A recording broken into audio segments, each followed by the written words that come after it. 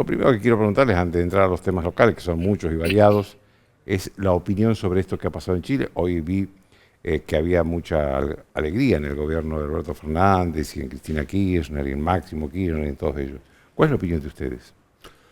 Bueno, yo creo que lo que Chile está pasando es una crisis de crecimiento. Es decir, durante 20 años Chile ha liderado toda Latinoamérica en términos de crecimiento, y no solo de crecimiento económico, también de redistribución de la riqueza. Una prueba concluyente es que la educación chilena, tan criticada por el elitista, tiene un 70% de sus alumnos, que son los que protestan, que es la primera generación de chilenos que accede a la universidad. Es una clásica crisis de crecimiento, similar, si me permito mencionarlo, a la que tuvo Argentina en 1945, que también venía de una década de crecimiento, de aumento de las expectativas, y eso está muy bien. Ahora el problema es cómo se resuelve eso. Si se resuelve por el lado que ha funcionado en el mundo, que es el lado, digamos, socialdemocrático, si queremos decirlo, ¿no? Que incluía, por un lado, las mejoras sociales, pero por el otro lado, la defensa de las instituciones. Que se vio bien en Europa, ¿no? En muchos países de Europa. Bueno, también salió bien en Chile, en el propio Chile, ¿no? Me parece que Lagos o Bachelet eran gobernantes socialdemócratas, ¿no? Unían la idea de mejorar las condiciones de vida de los trabajadores y el pueblo con el respeto de las instituciones, no lo veían como antagónico, y unían la idea del orgullo obrero con la idea del trabajo bien hecho, del esfuerzo y del mérito. Eso fue exitoso. Me temo, viendo a Boric, tengo ciertas dudas que van más bien para el lado populista, donde por un lado está la justicia social, y para lograr la justicia social hay que destruir la institucionalidad, o la república está en contra, la libertad de prensa, y eso me preocupan mucho las alianzas latinoamericanas que puedan establecerse, eso es muy preocupante. Así que ahí están, la pelota está en el aire, ¿para dónde va a ir Chile? Por un lado creo que ha elegido un gobierno que tira más para el lado populista, y eso es malo. También es cierto que Chile tiene un sistema institucional y convicciones institucionales y respeto de la ley mucho más fuertes de los que tiene la Argentina, y tiene además cámaras que están en un equilibrio político que no va a permitir que el gobierno haga cualquier cosa. Sí, voy en la misma línea de Fernando, muy parecida. Chile, con alguna ampliación de lo que estaba diciendo Fernando, lleva más de 30 años de crecimiento. Es el país de América Latina que en los últimos 30 años creció más, no solamente creció más, sino que más redujo la pobreza y la desigualdad al mismo tiempo. O sea, logró crecer reduciendo la pobreza y la desigualdad, y efectivamente incluyendo, yo he sido bastante crítico del arancelamiento en las universidades en cualquier lugar, pero sin embargo es cierto que cuando uno mira los estudios del CEDLA, por ejemplo, el Centro de Estudios Distributivos Laborales y Sociales de La Plata, mira la cantidad de gente que accede a estudios superiores en Chile por quintiles del ingreso. El 20% más pobre de la población tiene más chance de estar en estudios superiores en Chile que acá, en Argentina. Se estudia más gente proporcionalmente, en total, pero además, sobre todo, proporcionalmente más en el quintil más pobre, en Chile que en Argentina. Pero evidentemente, bueno, ha habido ya en los últimos 3 años una crisis de un modelo de bienestar que se agotó porque se agotó el superciclo de commodities en todo el mundo, y eso impactó fuerte en América Latina. Cayó Ecuador, Bolivia, Chile, implosionaron buena parte de los modelos que dependían de commodities, y Chile se vio afectado también, y bueno, y en la administración de esa no abundancia eligieron un camino que a mí siempre digo, los populismos sin dinero son complejos, pero también está la experiencia de Chile de haber sabido defender esos valores de estabilidad macroeconómica, más allá de si ganaba Piñera o ganaba Bachelet. Entonces, más allá de si ganaba la centro-derecha o la centro-izquierda, yo espero que Chile efectivamente logre mantener ese equilibrio. De hecho, las primeras declaraciones de Boric han sido declaraciones bastante en la línea, hoy lo decían en Twitter, medio en broma, medio en serio, bastante en la línea del teorema de Baglini, ¿no? O sea, declaraciones muy extremas cuando estaba en campaña. Bueno, ahora que asume, dice, bueno, vamos a ser bastante razonable con la macroeconomía. Bueno, él dijo que va a respetar la independencia del Banco Central y no va a despilfarrar dinero del Estado. Yo creo que esas dos definiciones son definiciones muy fuertes en contra de la línea kirchnerista, digamos, populista, y más a favor de la línea histórica que ha seguido Chile en los últimos 30 años. Esperemos que no se kirchnerice, que sea así. Es que es muy gracioso que festejen. Yo en 2015 publiqué un libro sobre el peronismo, es El peronismo estúpido, donde comparo en un capítulo la experiencia desde que el peronismo tomó el gobierno en la Argentina, en 1989, hasta el 2015, casi ininterrumpido, los 2 años de la Rúa, siempre gobernó el peronismo, y la Concertación, que arranca en 1991, si no recuerdo mal, hasta ese momento. Y las cifras son pavorosas, está claro la disminución enorme de la pobreza y de la desigualdad que tuvo Chile y el aumento enorme que tuvo la pobreza y la desigualdad en Argentina en manos del peronismo. Así que espero que Alberto Fernández tome lecciones de lo que sucedió en Chile en estos últimos años antes de festejar triunfos ajenos. Bueno, ya que están aterrizando en Argentina, le quiero hacer una pregunta sobre lo que pasó el viernes. A ver si esta interpretación, la primera pregunta que les quiero hacer a los dos, si esta interpretación de que fue Máximo Kirchner el que provocó a la oposición de tal manera que la oposición no tenía salida más que rechazar, o, digamos, hubo algo más. Yo creo que no encuentro asidero para ninguna otra posición. Es cierto que evidentemente el proyecto estaba mal parido de arranque porque nunca el gobierno pudo explicar en las reuniones de comisión en la cual venían los funcionarios ninguno de los números del presupuesto, hacían agua por todos lados, corregían planillas, pasaron cosas insólitas en la discusión de la comisión. Por ejemplo, había un supuesto financiamiento de organismos internacionales de 12.000 millones de dólares, que cuando pusimos el dedo en la llaga esa, empezó a salir pus, y el ministro dijo, no, en realidad lo corregimos, ahora no son 12.000, son 6.000, mandamos una nota al Congreso, nunca habían mandado la nota. Después aparecieron 6.000, que tampoco quedó claro de dónde salían, porque no hay ningún organismo prestándonos 6.000 millones de dólares. Los otros 6.000 se los enchufaron al ANSES, cambiaron un artículo obligando al ANSES a tomar crédito público también. Entonces, esto, digamos, el presupuesto venía con muchos problemas, atribuciones para el Ejecutivo en materia impositiva, iban por donde lo buscaras, iba en contra de la Constitución y en contra con nuestros compromisos de campaña, y era muy difícil que consiguiera la aprobación, porque además no lo iban a apoyar tampoco los liberales, la propia izquierda había dicho que también lo iba a votar en contra, con lo cual estaba casi, te digo, herido de muerte, salvo que el gobierno tuviera la decisión, que en algún momento se planteó, de anunciar que retiraba el proyecto y que lo iba a modificar, que iba a ser otro proyecto porque en esas condiciones no tenía los votos para aprobarlo. Ellos ya lo sabían.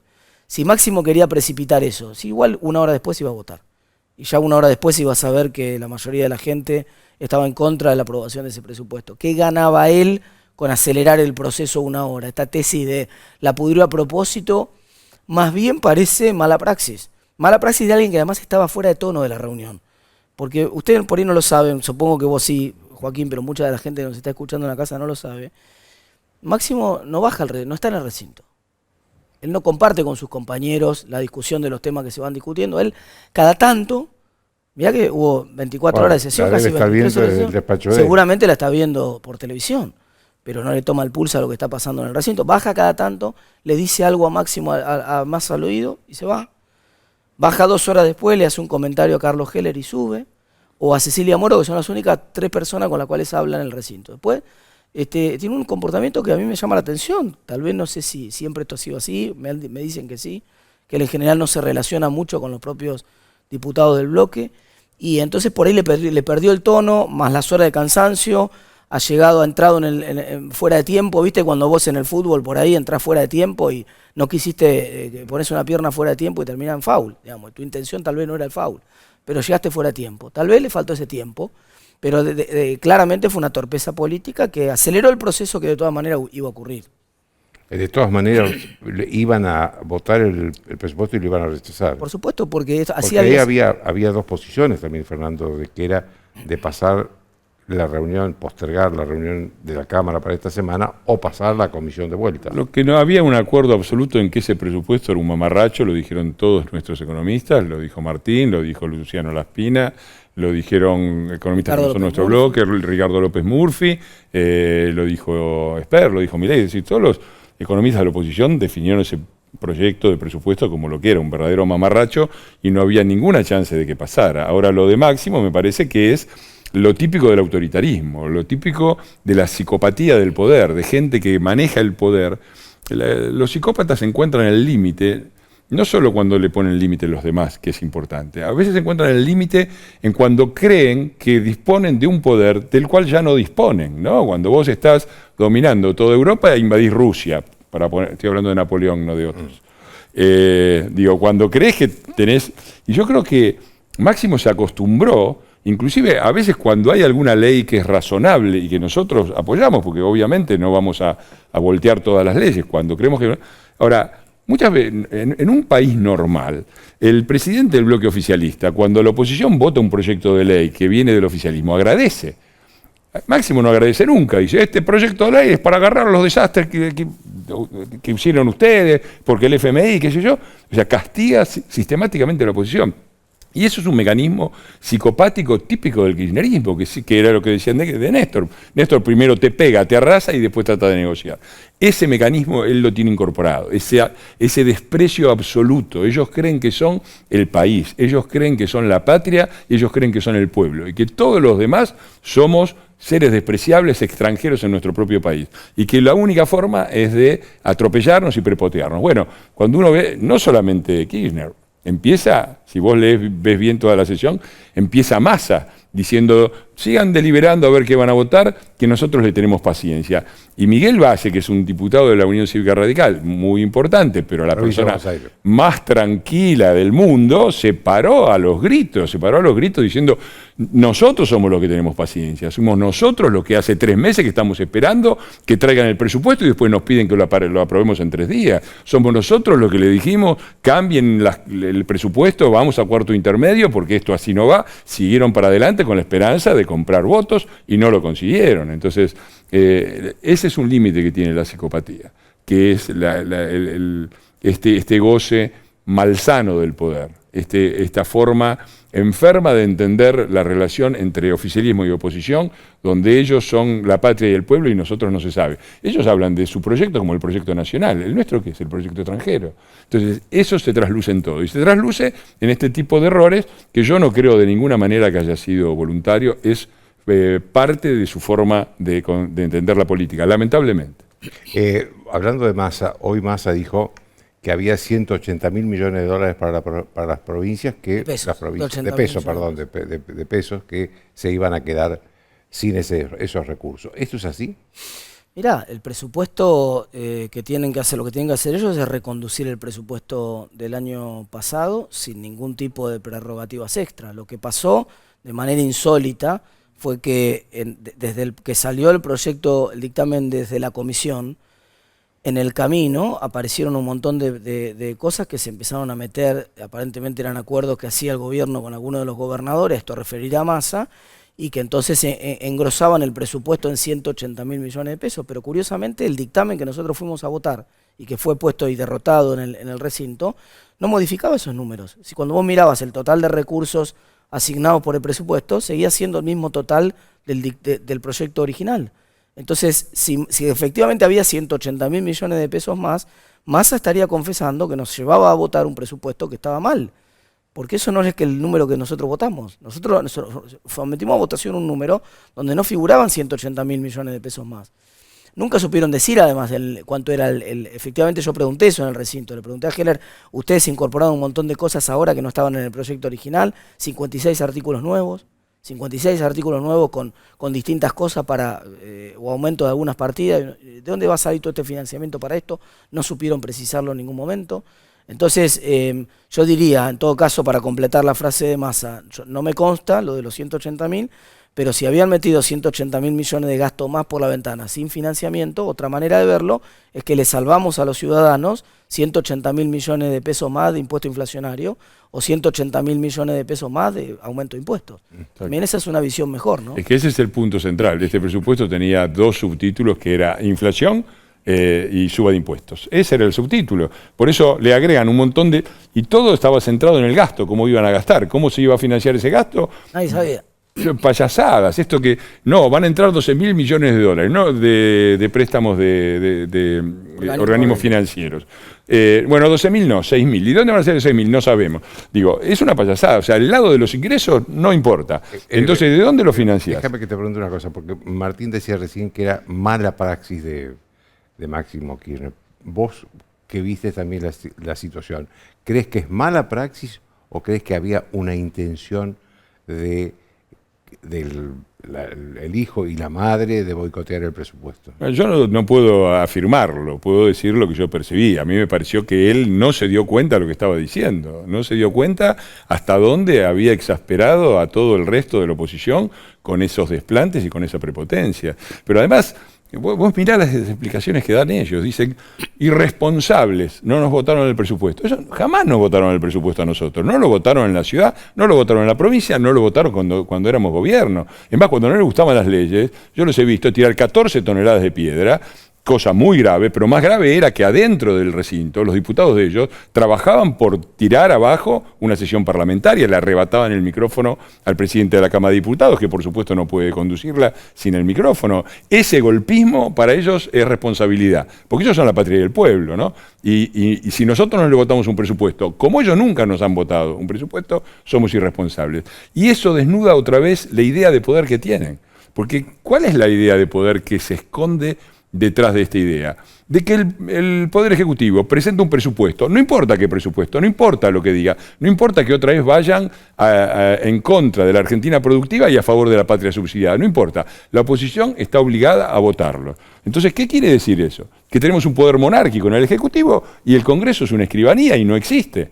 Y lo mismo piensan del Poder Judicial. Esa concepción totalitaria que viene de muy lejos, que arrancó como una concepción en los 40, como una concepción totalitaria de derecha, ahora se ha transformado en una concepción totalitaria de izquierda, digo, es muy evidente. Nosotros somos la oposición. Nosotros no tenemos responsabilidad frente al gobierno. Nosotros tenemos responsabilidad frente al país. Yo juré por la Constitución. Entonces voy a defender la Constitución. No hay ningún artículo de la Constitución que diga que el Congreso tiene que votar el presupuesto del Ejecutivo. Por el contrario, nos da poderes para que nosotros obliguemos al Ejecutivo a considerar otras cuestiones que ellos no están considerando. Mañana va a pasar una cosa insólita, perdóname Fernando la interrupción, era para agregar justamente, vamos a llegar a discutir en diputados un proyecto que viene con media sanción del Senado para elevar el mínimo no imponible del impuesto a los bienes personales, porque como está la ley hoy, paga bienes personales cualquier persona que tenga ingresos mayores a 2 millones de pesos. 2 millones de pesos son $10.000, es un corsita. Paga cualquiera que tenga un auto, ya entra en la categoría esa de pagar bienes personales. Y entonces se le dio media sanción en el Senado con unanimidad. ¿Qué quiere decir? Un proyecto presentado por el kirchnerismo, además. Y unanimidad de todos los bloques. Claro, el dato. Esto lo hicieron un mes antes de las elecciones. Para mostrarse ante la clase media como que modificaban el mínimo no imponible del impuesto a las ganancias. Como que lo subían a 6 millones de pesos. Salió por unanimidad, por supuesto. Nosotros lo votamos a favor. Todo el Senado lo votó a favor. Ahora tiene que tratarse mañana en el Congreso. ¿Sabés qué van a hacer? Lo van a votar en contra. O van a hacer un artilugio para presentar otro proyecto alternativo, lo cual se da cuenta un nene de 3 años que está en la casa que si vos dividís entre 3 proyectos, es más difícil que un solo proyecto alcance la mayoría que necesita. Entonces, pero lo real que va a pasar es que nosotros vamos a hacer un dictamen que va a ser, el dictamen nuestro va a ser que se apruebe exactamente lo mismo que vino aprobado por unanimidad en el Senado, ni una coma más, ni una coma menos, exactamente lo que supuestamente era tan bueno para la ciudadanía, ellos estuvieron de acuerdo en eso, todos sus senadores lo votaron a favor, lo propusieron en la campaña, lo pusieron en ese proyecto de ley, se aprobó en el Senado por unanimidad, viene mañana diputados. ¿Vos podés creer que los diputados del Frente para la Victoria no lo van a votar a favor a su propio proyecto? Esto va a pasar mañana. Y lo van a modificar eventualmente para que vuelva al Senado y nunca se trate. Déjenme que les haga una pregunta sobre un aniversario que se cumple hoy, 20 años de la renuncia del presidente Fernando de la Rúa y de la gran crisis del 2001. ¿Cómo, digamos, y hoy la Argentina está viviendo una crisis importante, latente, porque todavía no está expuesta, pero ¿cuál es la evaluación que hacen de entonces y cuál es la comparación posible con la situación actual? Bueno, a mí me causa un poco de gracia, de pena, ¿no? Esta reivindicación permanente del golpismo por parte del gobierno. Dicen, no, porque el argentinazo fue por el hambre. La pobreza en la Argentina de la Rúa, cuando el peronismo salió a prenderle fuego al país, era del 38,3%. Y la indigencia era del 13%. A mí me gustaría volver no sé, ¿cuánto está la pobreza ahora? ¿Está por arriba del 38%? Está cerca del 50%. Y dicen, no volvamos al pasado. Bueno, yo por lo menos en la pobreza me gustaría volver a la pobreza que había en diciembre del 2001, que era bastante menor de la que existe hoy. La gran diferencia es que hoy hay una oposición responsable que respeta las instituciones y que no saca a la gente a la calle. Y esto no lo digo yo, esto lo ha dicho Cristina Fernández de Kirchner en el 2013, conferencia cadena nacional, diciendo lo que pasó contra De la Rúa es lo mismo que pasó contra Alfonsín. Hay un manual de saqueos y desestabilización de gobiernos que maneja el peronismo bonaerense y todos los argentinos sabemos qué fue lo que pasó allí. Está aludiendo. Por supuesto, ella en aquel momento hablaba de revocatoria popular de mandato y estaba completamente de acuerdo, pero cuando ella se sintió agredida, es una cosa realmente indignante, porque del 38,3%, que fue el último registro de pobreza de la Alianza, en un año estábamos en el 57,5%. Es el 50% más en un año.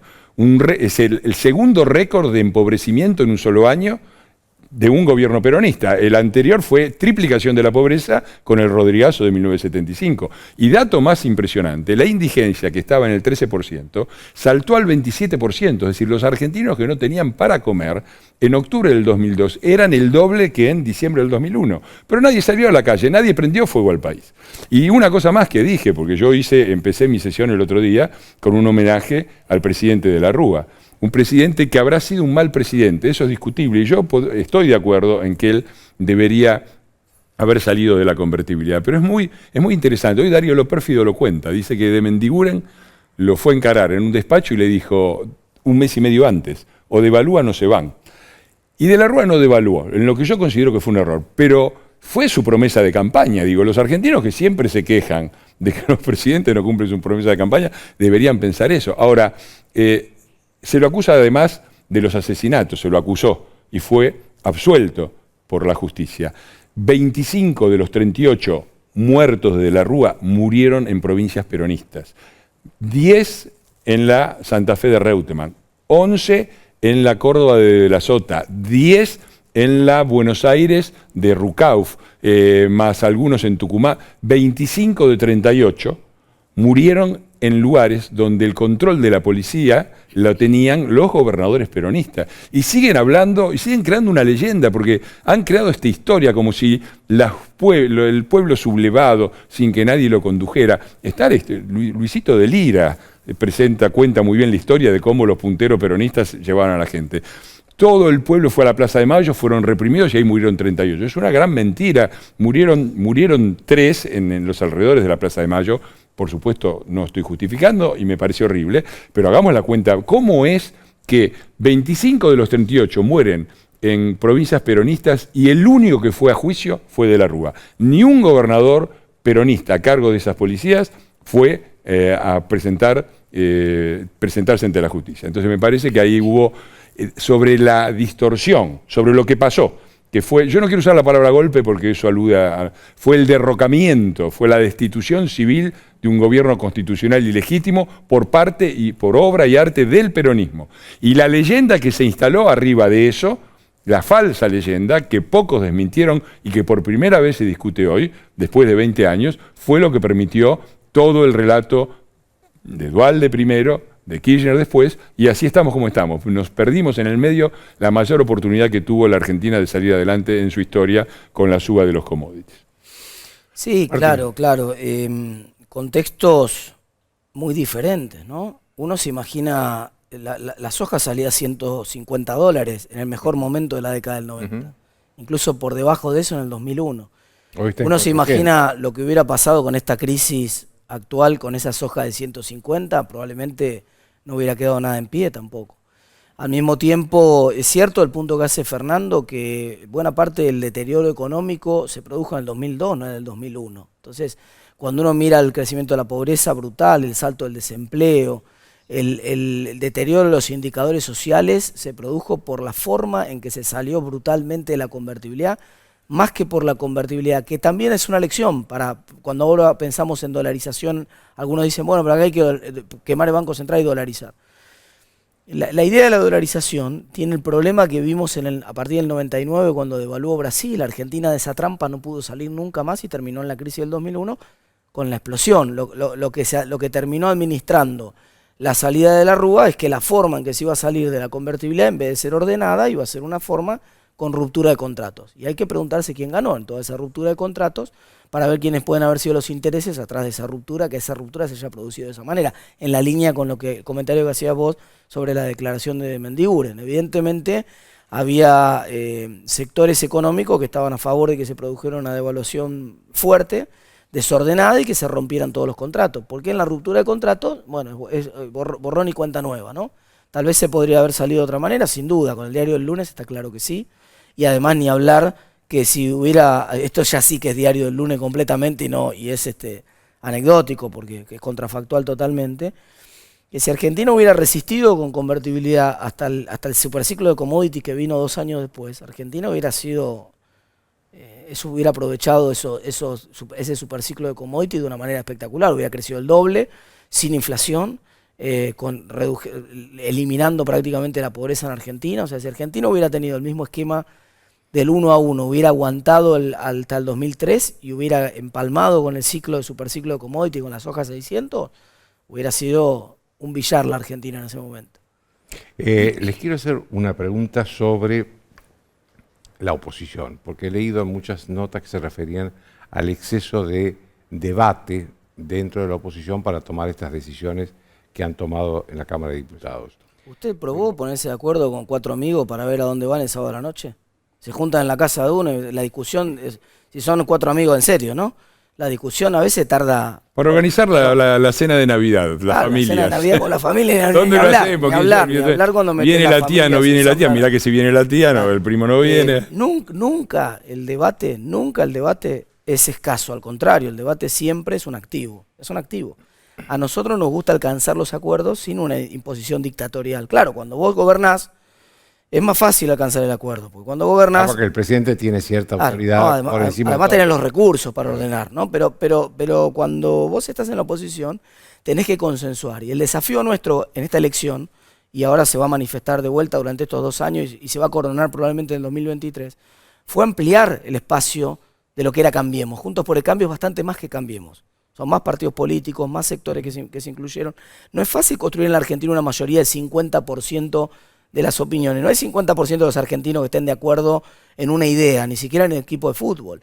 Entonces tenés que empezar a negociar esos matices, administrarlos, y obviamente eso exige debate, porque no hay una fuerza autoritaria que baja la línea.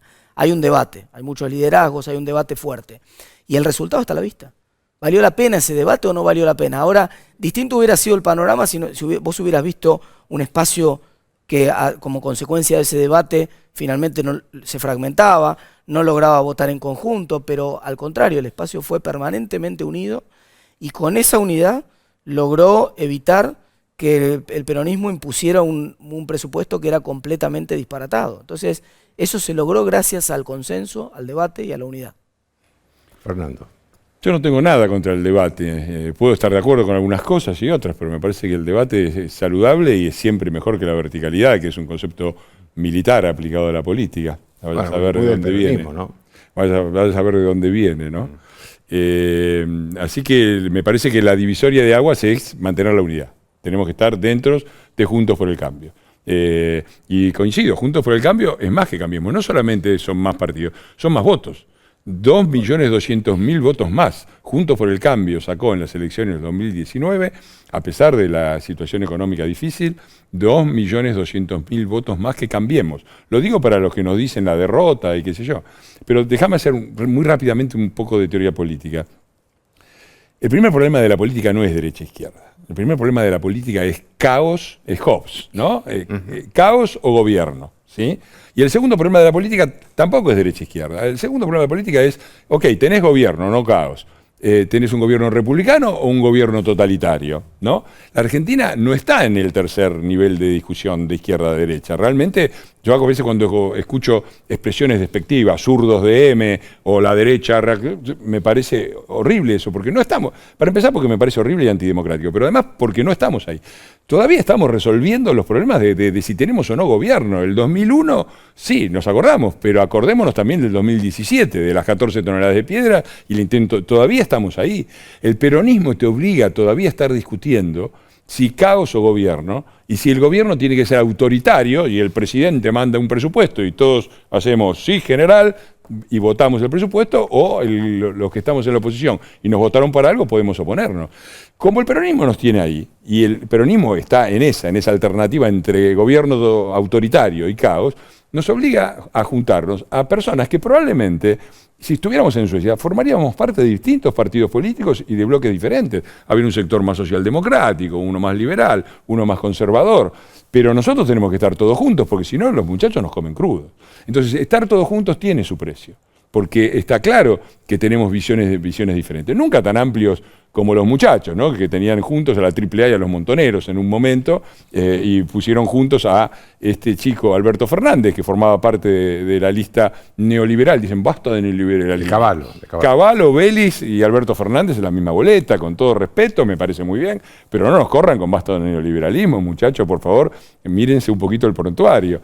Digo, el peronismo, al ser un partido catch-all, como se dice, ¿no? Que agarra a todos, si están con ellos no importa, si estaban con la dictadura, todos adentro, obliga a la oposición a defender la república, a que haya un gobierno y haya un gobierno republicano, estando todos juntos. Y eso tiene sus dificultades, porque obviamente obliga a concentrar a sectores que tienen diferentes visiones. Yo tengo la mía, tengo mi idea, pero respeto a los demás. Pero es muy importante que estemos, como dice nuestro nombre, juntos por el cambio, porque no nos sirve estar juntos para no cambiar las cosas y tampoco nos sirve el cambio si nos dividimos, porque no lo vamos a conseguir.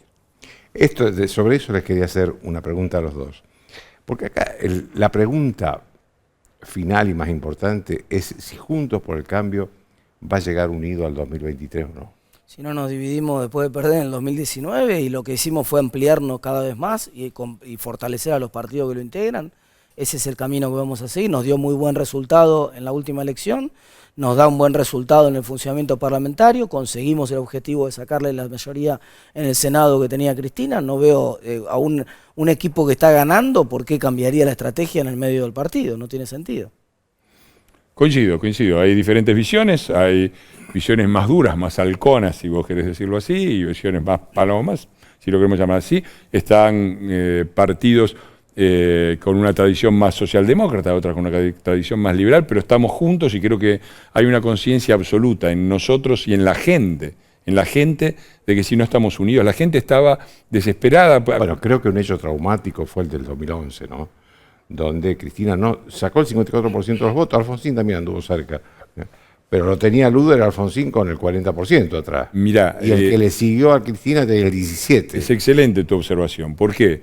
Porque en el 2011 la oposición no estaba junta ni estaba por el cambio. Por un lado no estaban juntos, porque inclusive dos sectores que tenían una visión en ese momento bastante parecida, que era el radicalismo y el socialismo de Santa Fe, fueron cada cual con su candidato. Alfonsín de un lado, Wiener del otro. Pero además fue la oposición menos oposición al kirchnerismo que existía. Eran, Ricardito Alfonsín, Wiener, el tercero creo que fue Duhalde, el cuarto que sacó votos fue Rodríguez A. Digo, esa era la oposición, o sea, no estaban por ningún cambio, estaban por una cosa muy cercana, ¿no? Ricardito Alfonsín hoy está de embajador de ellos, ¿no? Entonces, nosotros tenemos que estar juntos y por el cambio. La unidad, juntos, y la oposición, por el cambio. Repetir los errores del 2011 nos llevó al desastre y estuvimos así de perder la República, porque si la Corte Suprema no paraba el intento de reelección eterna y la reforma de la justicia, ¿quién sabe dónde estamos ahora? Me parece que son lecciones para ver el futuro, creo que las hemos aprendido y sobre todo las ha aprendido la gente, de la que viene siempre un reclamo permanente de que no nos dividamos y que seamos firmes frente a esta mafia corporativa que tenemos de gobierno. Le agradezco a los dos. Feliz matrimonio, feliz cumpleaños.